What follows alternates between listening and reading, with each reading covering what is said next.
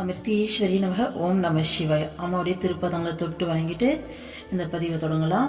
அம்மா இன்னைக்கு நமக்கு சத் சங்கங்களை பற்றி சொல்கிறாங்க. இதுக்கு முன்னாடி லாஸ்ட்டாக கர்ம யோகம் பார்த்தோம் இல்லையா, அது ரீகால் பண்ணிட்டு வந்துடலாமா? அம்மா கர்ம யோகத்தில் நமக்கு என்ன சொல்லி கொடுத்தாங்க?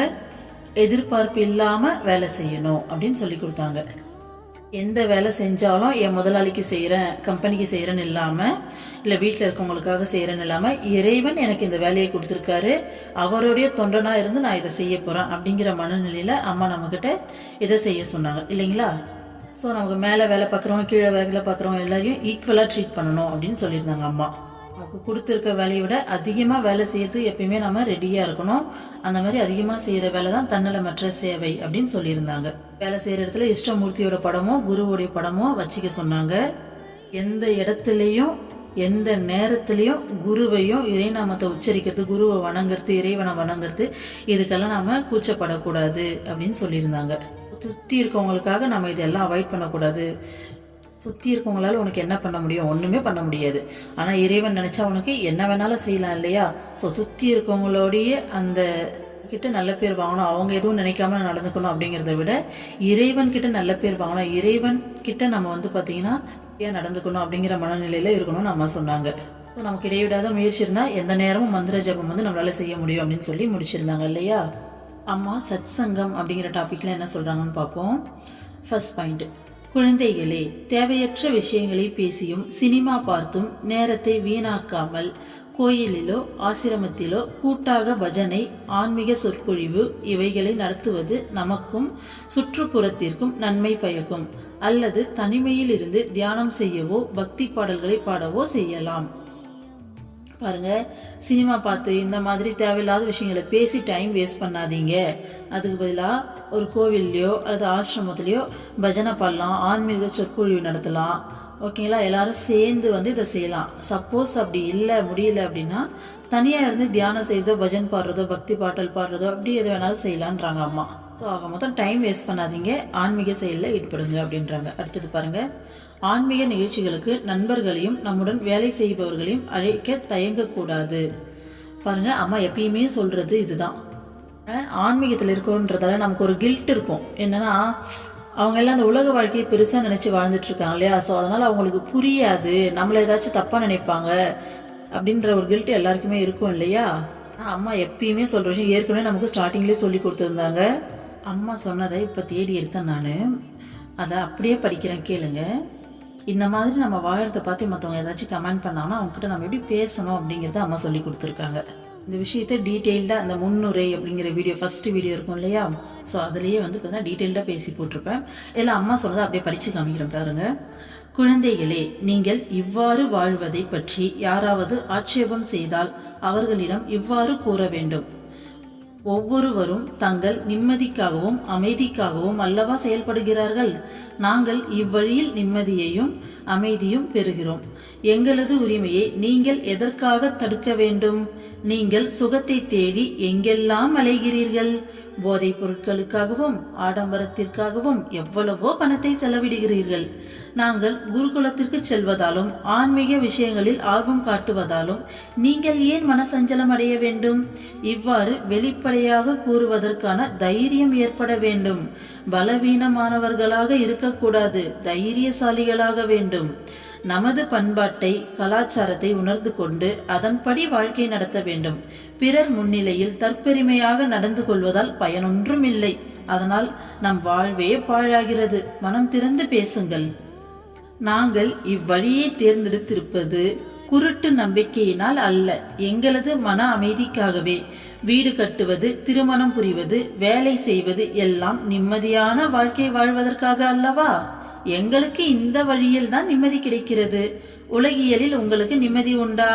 எங்களது குறிக்கோள் மன அமைதியே அன்றி மரணத்திற்கு பின் கிடைக்கும் சொர்க்கமே முக்தியோ சொர்க்கமோ அன்று. நம்மளை யாராச்சும் பார்த்து பேசினாங்க அப்படின்னா, இல்லை ஏதாச்சும் சொல்கிறாங்க கமெண்ட் பண்ணுறாங்கன்னா, அம்மா பாருங்க எவ்வளோ தைரியமாக சொல்லி கொடுத்துருக்காங்க. எதுக்கு எல்லாரும் வீடு கட்டுறீங்க, எதுக்கு எல்லா ஆடம்பரத்தையும் தேடுறீங்க, கார் வாங்குறீங்க, இதில் எல்லாரும் எதை தேடி ஓடிட்டு இருக்கீங்க? நிம்மதியான ஒரு வாழ்க்கை வேணுன்றதுக்காக தானே இது எல்லாத்தையும் செய்கிறீங்க. எங்களுக்கு இதில் நிம்மதி கிடைக்குது, அதனால நாங்கள் இதை செய்கிறோம். உண்மையான நிம்மதி இதில் தான் இருக்குது. அதெல்லாம் செய்கிறீங்களே, உங்களுக்கு நிம்மதி கிடைக்குதா? எத்தனை நாளைக்கு நிலைக்குது அந்த நிம்மதி? எத்தனை நாளைக்கு அது உங்களுக்கு சந்தோஷம் கொடுக்குது? இதுதான் உண்மையான நிம்மதி. ஸோ நாங்கள் உண்மையை தேடி ஓடிட்டுருக்கோம் அப்படின்னு சொல்லிட்டு அம்மா சொல்கிறாங்க. மற்றவங்க முன்னாடி தற்பெருமையாக வாழறதுல எந்த பிரயோஜனமும் இல்லைன்றாங்க அம்மா. உண்மை தானே? நான் லாஸ்ட் இது தான் சொல்லியிருந்தேன், மற்றவங்களுக்காக பேசுறதோட மற்றவங்களுக்காக யோசித்து பேசுகிறோம். அதனால் நம்மளுடைய மைண்ட் செட் வந்து ஸ்பாயில் ஆகுது. ஒவ்வொரு செகண்டும் நம்ம இறைவனுக்காக வாழணும். ஓகேங்களா? இந்த கில்ட்டி இல்லை அப்படின்னாலே நம்ம வந்து பார்த்தீங்கன்னா தைரியமாக செயல்பட ஆரம்பிச்சிடும். அப்போது ஆன்மீக நிகழ்ச்சிகளுக்கு வந்து பார்த்தீங்கன்னா நம்ம ஃப்ரெண்ட்ஸு கூட வேலை செய்கிறவங்களாம் கூப்பிட்றதுக்கு தயங்கக்கூடாது. ஓகேங்களா? வராது அவங்களுடைய விருப்பம். ஓகேங்களா? நாம் கண்டிப்பாக கூப்பிட்டு பார்க்கணும். ஏன்னா எல்லாருமே அறியாமையிலே தானே இருக்காங்க. ஸோ அவங்க என்னதான் கமெண்ட் பண்ணாலும் என்னதான் நினைச்சாலும் எதையுமே நம்ம மதிக்காமல் நம்ம பாட்டுக்கு நம்ம உண்டு, நம்மளுடைய குரு நம்மளுடைய இறைவன் உண்டுன்னு சொல்லி ஒரு வாழ்க்கையை வாழும்போது ஒரு கட்டத்தில் அவங்களே திரும்பி பார்ப்பாங்க. ஒரு நேரம் இல்லை ஒரு நேரம்னாச்சும் அவங்களுக்கு அந்த மனசு கஷ்டம், அந்த ஒரு விரக்தி வரும்போது கண்டிப்பாக யோசிப்பாங்க, என்ன செஞ்சிட்ருக்கோம் நாம் அப்படின்ற போது நம்மளை கண்டிப்பாக யோசிப்பாங்க. அந்த மாதிரி சமயத்தில் அவங்களுடைய மனசும் மாறி ஆன்மீக வழியில் வந்தால் நல்ல விஷயம் தானே. ஸோ அதுக்காக தான் அம்மா வந்து கூப்பிட சொல்கிறாங்க. ஆக மொத்தம் ஸ்பிரிச்சுவல் இருக்கிறத நம்ம ஒரு கில்ட்டாக ஃபீல் பண்ணுறதோ மற்றவங்க என்ன நினைப்பாங்க அப்படின்னு சொல்லி நினைக்கிறதோ இருக்கவே கூடாது. அடுத்தது பாருங்கள், வாரத்தில் ஒரு நாள் ஏதாவது ஒரு இடத்திலோ மாறி மாறி ஒவ்வொருவரின் வீடுகளிலோ அருகிலுள்ளவர்கள் அனைவரும் கூடி அர்ச்சனை, பஜனை, தியானம் போன்ற நிகழ்ச்சிகளை நடத்தும் பழக்கத்தை ஏற்படுத்த வேண்டும். சிறிது அவல், பழம், இனிப்பு பலகாரங்களை பிரசாதமாக வழங்கினால் குழந்தைகளுக்கும் இது போன்ற நிகழ்ச்சிகளில் பங்கு கொள்ள ஆர்வம் வளரும். இளம் வயதில் கிடைக்கும் ஆன்மீக பண்பாடு பெரியவர்களானாலும் அவர்களிடம் நிலைத்து நிற்கும். வாரம் பார்த்தீங்கன்னா பக்கத்தில் இருக்கும் அப்படின்னா ஒருத்தர் வீட்டில் கூட இந்த மாதிரி சத் சங்கங்களை வைக்கலாம் அப்படின்னு சொல்லிட்டு அம்மா சொல்கிறாங்க. அந்த சத் சங்கத்தில் வந்து பார்த்திங்கன்னா அர்ச்சனை, பஜனை, தியானம் போன்ற நிகழ்ச்சிகள்லாம் ஏற்படுத்தலாம் அப்படின்னு சொல்லியிருக்காங்க. ஸோ இப்பயும் வந்து அம்மாவுடைய அந்தந்த பிரான்ச்சில் வந்துட்டு பஜன் பாடுறது மதுரையில் அங்கே இங்கேன்னு சொல்லிட்டு எல்லா இடத்துலையும் பண்ணிட்டு தான் இருக்காங்க இல்லையா? நம்மளே பார்க்குறோம். அந்த மாதிரி வாய்ப்பு இருக்கவங்க போகலாம். அப்படி இல்லாட்டி நமக்கே வந்து பார்த்திங்கன்னா சண்டே சத் சங்கம் நடக்குது இல்லையா? தூரமாக இருந்தாலும் இப்போ நம்ம கையில் மொபைல் ஃபோன் இருக்குது. ஸோ அதுலேயே நம்ம வாரம் சத் சங்கம் வந்து அட்டென்ட் பண்ணுறோம். ஸோ அதை தான் அம்மா சொல்கிறாங்க. பாருங்கள், நீங்கள் இந்த விஷயத்தை கில்ட்டாக ஃபீல் பண்ணக்கூடாது. அதே மாதிரி சுற்றி இருக்க எல்லாருக்கிட்டையும் நம்மளுடைய கடமை அதை சொல்கிறது அப்படின்ற மாதிரி கண்டிப்பாக சொல்லணுன்றாங்க. சொல்லிவிட்டு குழந்தைங்களை கூட விட்டு வைக்காதீங்க. இந்த மாதிரி அவல், இனிப்பு பலகாரம்லாம் வந்து பிரசாதமாக கொடுத்தீங்கன்னா குழந்தைங்களே இன்ட்ரெஸ்ட்டாக அங்கே வருவாங்க இல்லையா? அப்போ சின்ன வயசுலேயே நம்ம இந்த பழக்கத்தை ஏற்படுத்தி விட்டுட்டோம்னா பெருசானாலும் அவங்க மைண்டில் அப்படியே நிலச்சி நிற்கும், அவங்க நல்ல வழியில் வருவாங்க அப்படின்னு சொல்கிறாங்க. ஓகேங்களா? அப்போ முடிஞ்ச அளவுக்கு சுற்றி இருக்க எல்லாரையும் இதை பற்றி சொல்லி இதுக்குள்ளே நம்ம கொண்டு வரதுக்கான முயற்சி பண்ணணும். நம்ம அதுதான் நமக்கு சொல்லித்தராங்க. அடுத்தது பாருங்கள், அந்தர் யோகங்களில் கலந்து கொள்பவர்கள் ஒவ்வொருவரும் ஒரு பிடி அரிசி வீதம் அளித்தால் சமூக விருந்தும் அளிக்கலாம். இதன் மூலமே சகோதர மனப்பான்மையும் ஒற்றுமையையும் வளர்க்கலாம். ஸோ இந்த மாதிரி கலந்துக்கிறவங்க ஒருத்தர் ஒரு பிடி அரிசி இந்த மாதிரி கொடுத்தாலே போதும், நம்ம வந்து பார்த்திங்கன்னா சமூக விருந்தே அளிக்கலாம் அப்படின்னு சொல்கிறாங்க அம்மா. ஸோ சுற்றி இருக்க எல்லாத்துக்குமே வந்து அன்னதானம் மாதிரி போடலாம் அப்படின்னு சொல்லிட்டு சொல்கிறாங்க.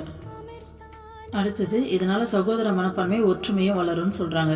அர்ச்சனை முதலியவைகளை நடத்துவதால் பித்ரு தோஷங்களுக்கும் கிரக தோஷங்களுக்கும் பரிகாரம் ஏற்படும். பாருங்கள், நம்ம இதெல்லாம் செய்கிறதால பித்ரு தோஷம் இருந்தால், இந்த கிரக தோஷம்லாம் சொல்லுவாங்க இல்லையா, நவகிரக தோஷங்கள்லாம், ஸோ அதுக்கெல்லாம் பரிகாரமாக வந்து இது அமையுமா. தீய வாயுக்கள் அகன்று சுற்றுப்புறம் தூய்மையாகும். நமக்கே தெரியும் இல்லையா, அம்மா ஏற்கனவே சொல்லியிருக்காங்க, இந்த ஓமம்லாம் வளர்க்குறது மூலமாக தீய வாயுக்கள்லாம் அகன்று சுற்றுப்புறமும் இதில் தூய்மையாகுமா. ஆன்மீக நிகழ்ச்சிகளில் பங்கெடுப்பதால் மனம் இறை சிந்தனையால் நிறையும். ஆமாம், மெயினான லாபம் இதுதான். மெயினான லாபம்னா எந்த விதத்தில் சொல்கிறா, மற்றதெல்லாம் நம்ம கண்ணுக்கு தெரியாது. ஓகேங்களா? பட் நம்ம மனசு இறை சிந்தனையால் நிறையும் போது கடவுள் கூட நமக்கு அந்த ஒரு கனெக்ஷன் கிடைக்குது இல்லையா? ஸோ அந்த கனெக்ஷன்லேயே ரெகுலராக இருக்கும்போது மற்ற எல்லாத்தையும் கடவுள் பார்த்துப்பார். அவ்வளோதான்ப்பா இந்த சத் சங்கம் அப்படிங்கிற